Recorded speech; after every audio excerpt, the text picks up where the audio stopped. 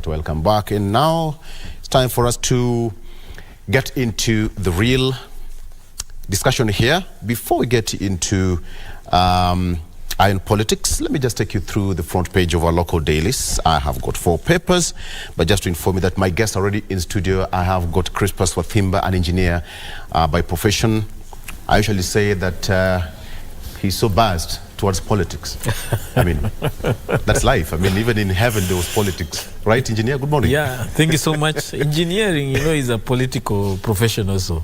It deals with people. Civil engineering is about building infrastructure for people. Yeah. So politics and engineering work hand in hand. It's been a while. Good to see you. Thank you so much, and I'm glad to be here. I ask you, how is Kenya? I probably should ask Orogo. Orogo, how is Kenya doing? I mean, a lot of politicking and an easy weekend. I think we get towards looking at the issues that are coming, budgets, sports, so much weekend of coronation and all those, so many things. But the country is relatively stable. Yeah, we're relatively stable. We appreciate that. Unlike the neighbors, we are relatively calm and peaceful in the background of all these things that we are seeing. But Kenya is stable. And in Kenya, we are quite innovative. One scandal after the next. We talk about it for a day or two. We go to the next. Okay, gentlemen, let me just go through the front page of the dailies here very quickly. On the front page of the Standard newspaper, civil servants defy order on new taxes. Civil servants defy order on new taxes. Public service employees say that the proposed tax measures will eat up to 52% of their pay, which they claim is overtaxation, and call on MPs to reject the finance bill. Now, the finance bill, if passed, will see a total deduction of 52% of workers' monthly earnings, leaving only 48% subjected to 16% VAT for every purchase of goods and services. Let me take that again. The finance bill, if passed, will see a total deduction of 52% of a worker's monthly earnings, leaving only 48% subjected to 16% VAT for every purchase of goods and services. And now civil servants have defied that order on new taxes. Okay, again, teachers here, we have got Kusu, Sekjen, Charles Mukwaya, and his counterpart at KMPDU, called, that is by WASU's Constantine Wesonga, said that, overtaxation proposals is quite unlawful, and they're calling on members of parliament to reject it. Ezekiel, back in church to jubilation, preacher welcomed with song and dance, despite police attempt to bar his followers from church service days after he was arrested and released last week.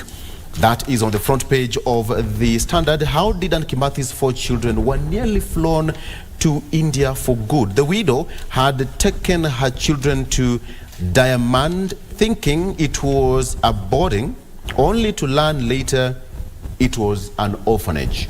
And now, during the visit, Mukami learned that her children had been provided with passports. She was not aware. Of course, Mukami died, and her burial is set to be on 13th of this month. Civil servants to defy Ruto on new tax plan, call on MPs to dump bill. I gave you, that is 52% of the civil servants, the percentage that the civil servants say that will be deducted from their pay, leaving only 42%, which will also attract taxation in the form of VAT when they buy goods and services. Now, the finance bill proposes a 3% deduction salaries, which will go towards the National Housing Development Fund, to which the employer will make an equal contribution. And 35% of the bill says that this will seek to increase the pay-as-you-earn tax persons earning 500,000 shillings and above from the current 30% of gross pay to 35%. Gentlemen, should I say tough times ahead? I don't know what you make of this, Crispus. I think we've always been warned that for us to grow into prosperity, we cannot tax our way into prosperity. And I think it's very sad that Kenya Kwanza came up with a plan that clearly promised Kenyans that we will not tax ourselves to prosperity or to out of these economic challenges. But they are still going back to the same narrative of burdening Kenyans with taxes, and yet we have seen that a lot of the taxes that we contribute as a country don't benefit us as citizens. Recently we had the Shakahola massacre, and yet we spend a great deal of our money in security or gathering intelligence. That is a clear demonstration that the taxation that we are, the taxes we pay don't provide us with the services that we expect.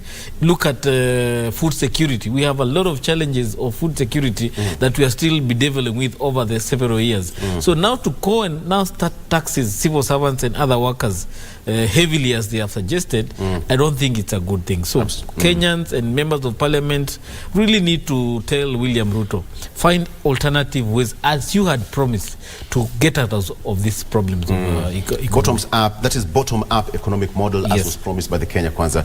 Daniel, 52%, which will, as per the finance bill. And you see, it's the economic advisor to the president has defended that. And he's said that if there is any other measure that would cushion the citizens other than what the IMF is proposing, then that option is open. Definitely we are beginning at a point where, in the background of a lot of levies and a lot of taxes that the government has imposed on civil servant, but we're also seeing the other side. I presume that probably the IMF had given the advisory on this, because you see it's just coming in the background when even the country, I think last week, we get another loan from the Africa Development Bank. Okay? And of course it's coming with conditions attached to it. The country is still paying for, China Export and Import Bank, and that has attached a lot of, Kenyan investments to the loan that we are equally still paying. And so I presume that this measure was an advisory from, multilateral, facilities that have even given Kenyans that for you to get another loan. And I foresee a situation where we are begging for another loan, an IMF, and that is probably one of the conditions, that Kenya has been given. But coming into the issue, Victor, I think 52% is quite a surmountable figure. And Kenyans are saying that we already burden into, with tax. And then there is another tax that is already imposed again, that pushes Kenyans, to have more and more economic disparities. If you tax pay as you earn from 30 to 35%, and I think you can calculate the figures, especially those who are earning 500,000 and above, you're probably arriving at 175,000 or something, out of your 500,000 salary that you earn. Besides that, you're also, being taxed other things, NHIF, NSSF, and all those things. If you leave that, then you're also being told that there are other taxes that you'll be, taxed as you buy other things. You see, at the end of the day, when you calculate all these, you look at your earnings and your salary, and you realize that you go back home with nothing. But be that as said, I agree with what, the proposal that engineer has just said. Really, what happens to the bottom-up economic model, especially that bit and the other aspect that was to cushion Kenyans against, overtaxation and against over-borrowing. Last set, we were talking about this here, that not all civil servants want a house, okay? How then would you distinguish those who would want a house so that you tax them, the housing levy fund? Because as it seems, it's like the government has made the declaration and as policy that if you are by the nature, you're described as a civil servant, then by that, you are going to be forced to a taxation. Okay. Let me get engineer's point here. The issue of housing, that is one of the proposals that is on the table. Yes. That the taxation and the money will go towards one of them, affordable housing. What is the priority? Kenyans to get affordable housing or to lower the cost of living across board from Turkana to Migingo Island? I think the issue is for Kenyans, what is important right now is food on the table. Yes. Provision of basic needs like schooling, affordable school, affordable health. The issue of housing is that Kenyans have always found innovative ways to provide housing for themselves. The challenge has been, is it decent? And that's what government is coming. And is it affordable? And is it affordable? That's what government is coming in to help. But then, if you address the issue of cost of building materials, cost of technologies of construction, increasing the skillable workmen that can be able to help us produce these houses, Kenyans will save and be able to build for themselves.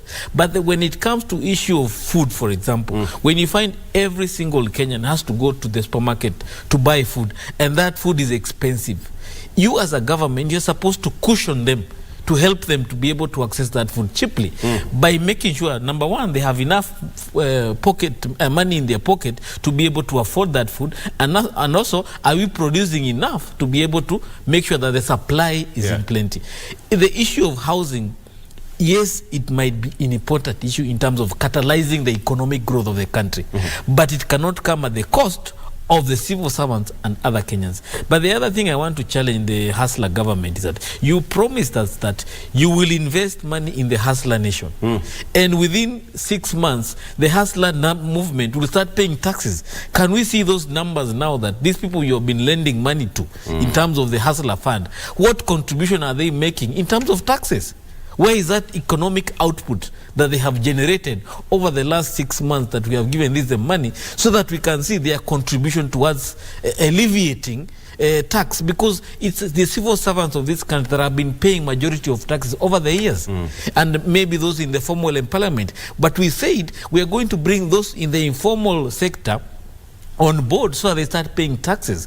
We want to see their contribution so that we don't burden the main people who have been supporting this country. What do you think is in the minds of the economic advisors? I mean, the executive economic advisors. What's in their mind? Because when you want to tax people who are already overtaxed. You see, the challenge with the Professor Ndi, yes, he appears to be the all-knowing person who can never be told the alternative ways. When Kibaki took this administration in 2002, we did not go to tax people. We found ways of rejuvenating the economy so that the economy can be able to grow and pay itself out of the challenges it had that then.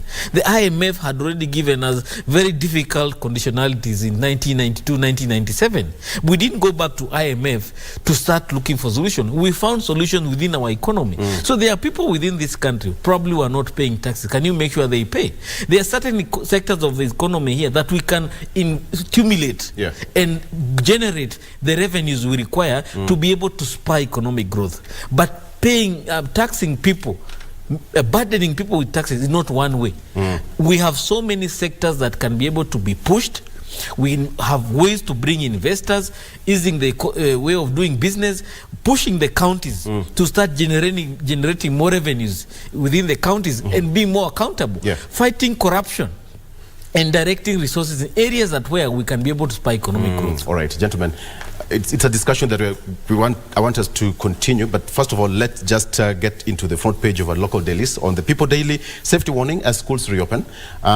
Safety warning as schools open today. Education CS puts head teachers on notice over quality of food and well-being of students, including reminding them that corporal punishment is outlawed after cases were reported in first term. That is, the schools will open today for the next 14 weeks. Gachagua, Raila paid tribute to Kimathi widow, that is Mukami. Raila Odinga was at the Lee funeral yesterday for viewing of the body. Fuel prices to jump 12 shillings per litre in a budget plan. Something that we're also going to talk about shortly.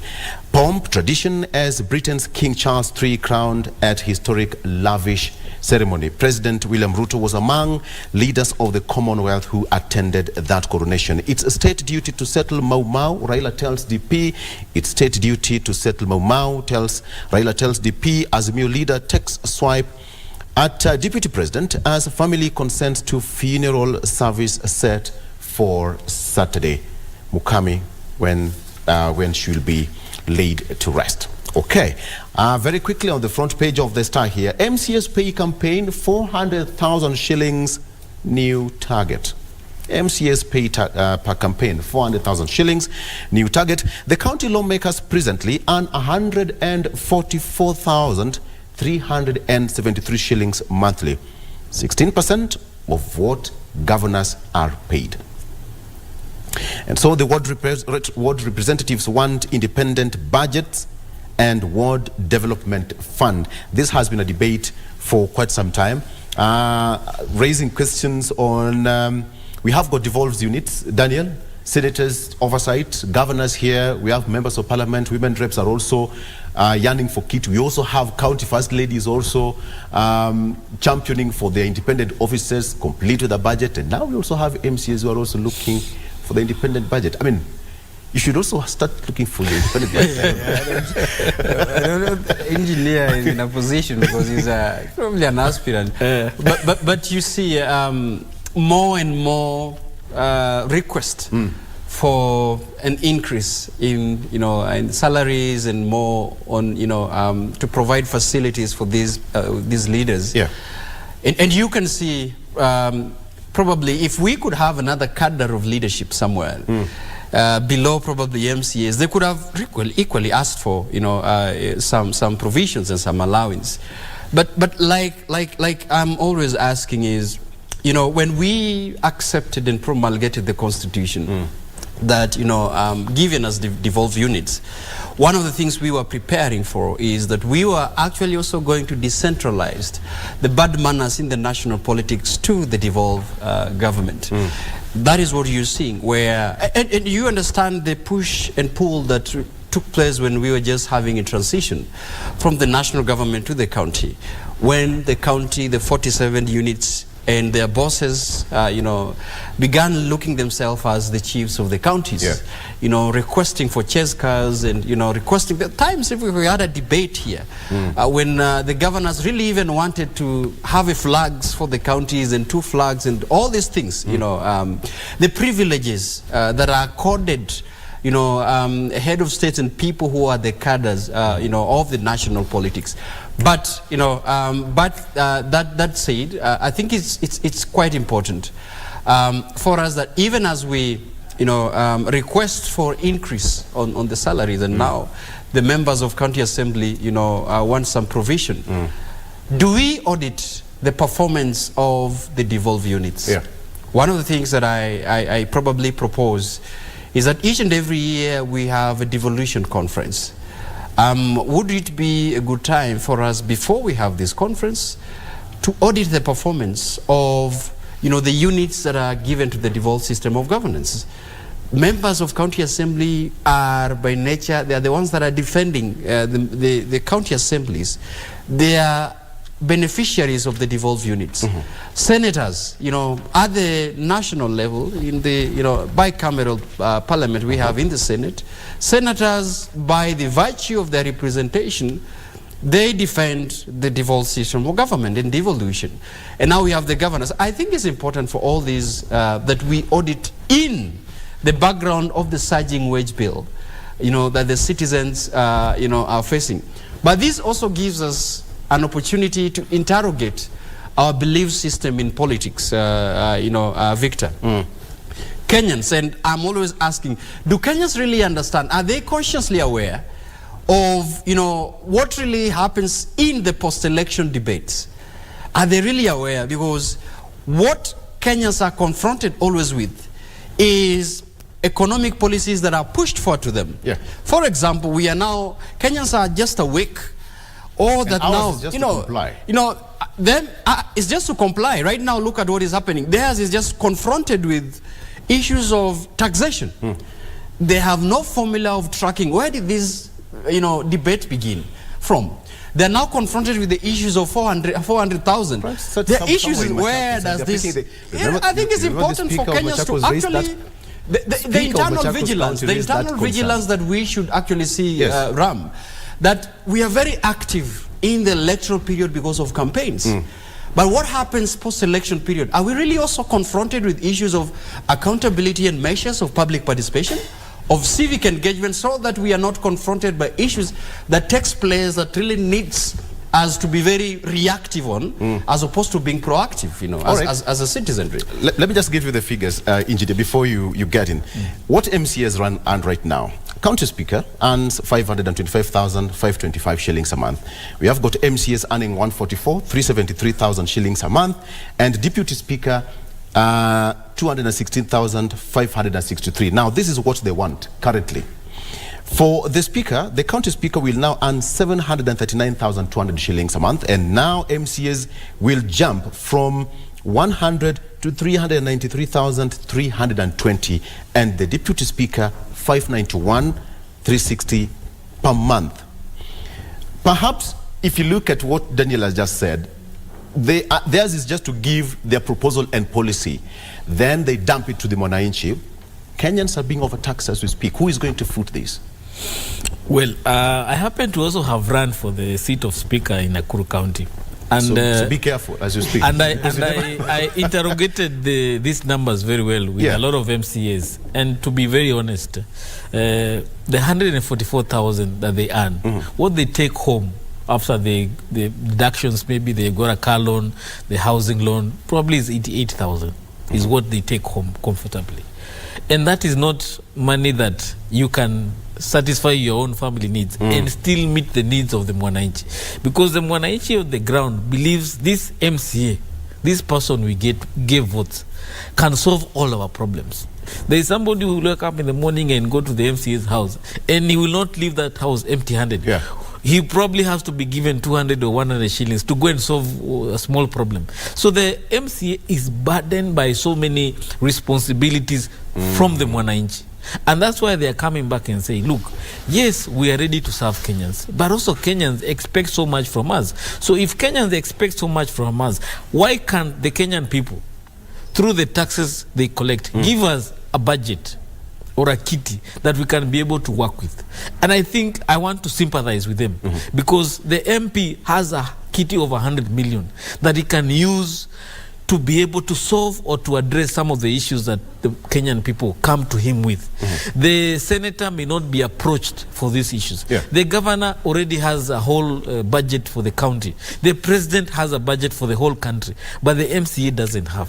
So I want to sympathize with them that, yes, we may feel that Kenyans, we are burdened, but also you as Kenyans, you burden this MCA with so much demands that it becomes very hard for them to be able to deliver. Over 80% of MCAs don't get re-elected, not because they don't perform their legislative oversight role, but because the Mwananchi believes they did not bring development. Yet it is not their responsibility to bring that development. If a county is spending 70% of the funds on recurrent expense, leaving nothing for development, because if we are losing 30% of our budget on corruption and you're spending 70 on recurrent, then what is left? So what should happen? Because if a county has, governors have their own budget, and member of parliament also, actually they fought for their own budget just the other day and they were given their share. So what should happen? Should the county governments and the MPs split whatever they have? Ideally, to the county wards. Ideally, the whole spirit of devolution was to bring resources to the smallest unit of governance, which is the ward. And therefore, the devolved unit should also have a ward development kitty, not the constituency. The constituency is a duplication. So where does this money come from? From the national government? The money that goes to the constituency development fund should be split. All right, or we do away with the CDF, we give it to the ward. Because the MP, Crispus, that will open it's the truth. We all know what happened in Parliament the other day. That's the reality we must face as a country. Who is the person who faces problem every day? It's the MCA. If you go to any MCA today, there must be 2 or 3 people waiting for him to provide a solution. Not the MP. The MP knows very well he has a bursary kitty. and build schools. Those are the only problems the MP solves. But let me tell you, the MCA of this country is the most burden in terms of expectation from the Kenyan people. I agree. They are our first Let us not shy away. Yeah. Yes, they should not shy away. Even when the president goes and promises hustler fund, who is told where is the hustler fund? It is the MCA, not the MP. The MP is always in Nairobi. But the MCA has nowhere to run away. The county assembly is in the county. So he deals with the people every day. And therefore, we don't give these people resources. All right. Daniel, you're shaking your head. When he said that the CDF should be scrapped altogether. And of course, not really vehemently disagreeing with the engineer. But I try to empathize, but take a different note of it. Victor, we were here when there was a proposal in the Building Bridges Initiative to devolve, the World Development Fund. And I am a proponent of always saying that if we were to take time, every time I keep repeating, I think you remember every time I keep on saying, if we were to take time and look at the provisions of the proposals that was given to us through Building Bridges Initiative, minus the political bit of it, I think those are the issues that it could have cured. I understand the failure of that document was based on some proposals that I agree to. Some bit of it didn't meet the requirement of the Constitution, but I think policy-wise, there were conversations that could have cushioned Mwananchi and aided the members of County Assembly with the burden that engineers just expressed here. But that being said and done, the reality is about possibly abolishing the Constituency Development Fund would have a lot of bottlenecks in it. And that even by just trying to touch, even trying to amend the bit of it, you saw the unity that the national members of National Assembly are just able, I think that to marshalize. That was just a wild proposal from the engineer. I'm not really scrutinizing it for they will literally fight. I am just saying that if indeed, yes, and I agree with him, that if indeed the numbers and the realities are pointing towards having a development fund that further goes down to the Mwananchi, then that could be considered. Yeah. But you see, I am also looking at it that the members of National Assembly would be up in arms with such a proposal, and you can see the showdown and the unity that they always have when you begin just to touch anything on CDF. It could not really, and I wonder what it would take the executive and even the opposition to convince the members of the National Assembly or even the Senate to do that. But I agree on the other side. The question is, where do we draw that money from? See, that is the main issue. Because as we speak, we already, the current government is saying that they inherited the empty coffers. Yeah. And the struggle is to borrow, to pay, to deal with the recurrent expenditures, both at the national level, at the county, at the counties level. So probably there is no any other fund, as we speak, and in the budget proposals that we have, that can facilitate, further devolved funds in the counties. Yeah. But the other side of it is the cost of politics in this country. It will be heavy because see, I am so sure MCAs will ride on this politically. The cost of politics. Yes. And I was just reading through what Westminster Foundation for Democracy published on the cost of politics in Kenya, in Uganda, and in other countries, in Zimbabwe.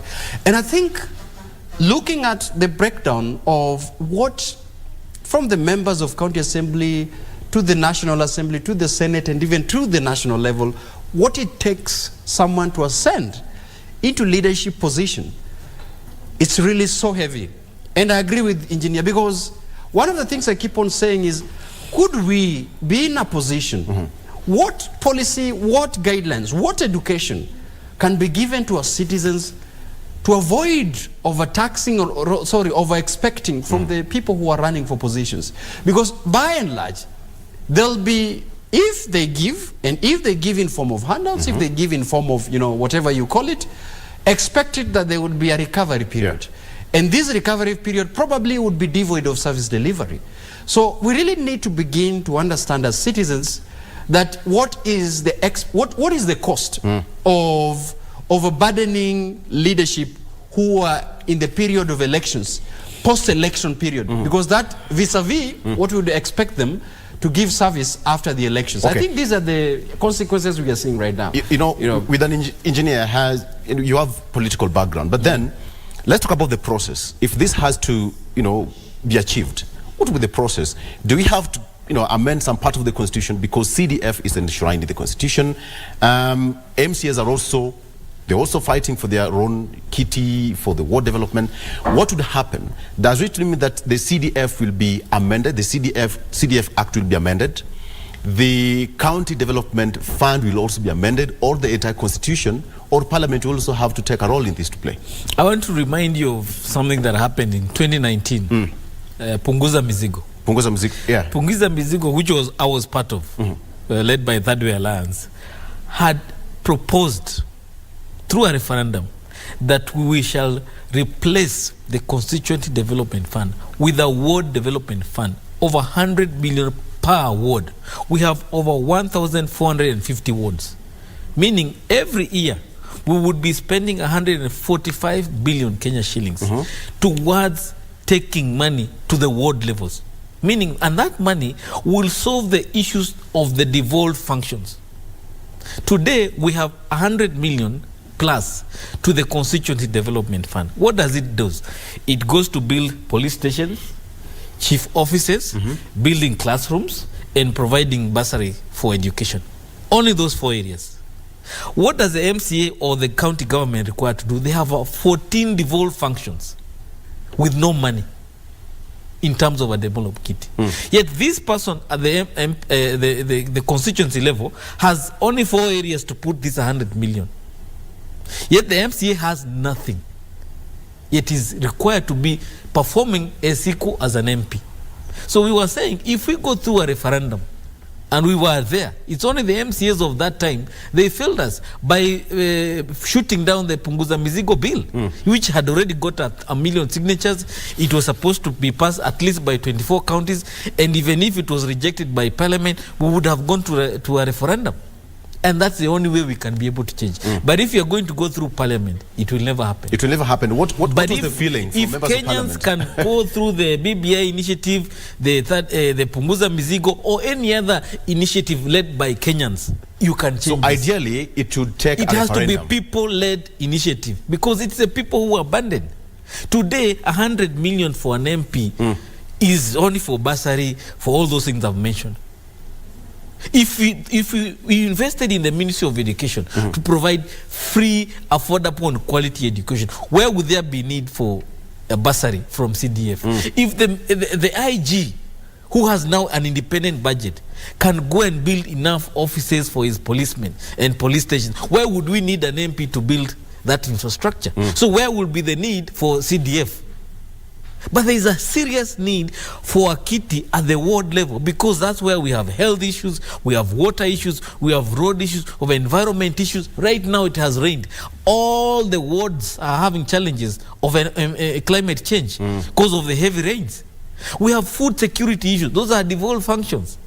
That is where the money would go. So in terms of what the ward money would do, there is a lot of work. But in terms of what CDF is doing now, it's just a duplication of what the Ministry of Education and the Ministry of Interior is doing. Let me give you some quote here. No, but just before we get into that one, and you respond to that, Daniel. The only concession can be to raise the pay just a little. The disadvantage is that their job doesn't need a degree as a minimum qualification. Jobs that require a degree are valued from that basis. So they have got a salary of 144,000, they don't have development kitty. Just an example. From my ward count, from where I come, my member of county assembly did not make it back. And the reason? Gentleman X did not prepare this road. He did not do anything with this road. That was the clarion call. We used to call him, we did a grader, we talked to the public works, we did a tractor here and there. He was nowhere to be seen. A member of parliament will only appear in a constituency probably once or twice a month, or probably, just having trips and what have you. But when you look at the kind of work MCAs have, they are their first point of contact.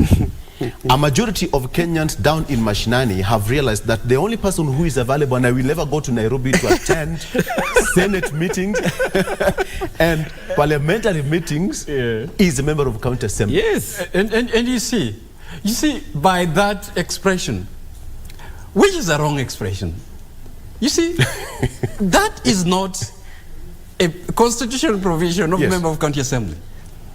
I think we also need to understand, and this is why I am perturbed, because painfully, as you're saying, that some members of county assembly did not make it back. But the reason being is that a little probably of local politics there, with misguided notion of what are the roles of the members of county assembly, definitely knocks out members of county assembly, unfortunately. Now look at exactly what you've mentioned.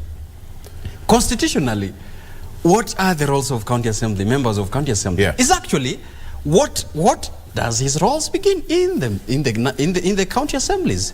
Is this just similar to what the senator or what the member of county assembly does at the National Assembly and at the Senate, legislature, oversight? But I think we are politically wired in a country, and this is historically, looking at our historically politics, is where in the Moi regime, for example, there was a lot of development that are devolved that confuses. If for example the councillors had got an authority to do development, but equally an authority of legislating, but you see the constitution by nature took away the development bit from the members of county assembly and left the legislation bit. But the citizens have not understood that transition, unfortunately. And this is why you probably are pained. And the reality is that sometimes the members of county assembly struggles to explain. But in the explanation may land into deaf ear, because if a road needs to be repaired in the local, in your localities, where would the citizens go to? Is the member of county assembly? Does the MCA tell them that this is not my constitutional role? It's actually, they will not probably understand. They will not probably understand that. And for you, and what I have seen the members of county assembly do is, is that desperation, probably to get to the governor, probably to get to the national, government, to bring down probably graders there. And they would probably ride into that opportunity to make sure that you wanted this and I brought this. And probably is through his lobbying that really has to happen in the counties. That really has to happen in the ward levels. And I think it's important, and I agree with what Engineer is saying. Some of these things are lost because our leadership probably are fine into the mix of explaining their particular Let's just take a quick break. It's 2 minutes past 8. Let's take a break. When we come back, I want us to talk about the issue of, the bipartisan talks resume this week. And of course, they're having their first sitting tomorrow. Some issues to take and leave is either to go the parliamentary way or not, and just have their scope of discussion moving forward. And I still want us to talk about the issue of taxation, quite touching to every Kenyan. Let's take a break. We'll be right back. Daniel Orogo and Christmas Wathimba in studio shortly after this.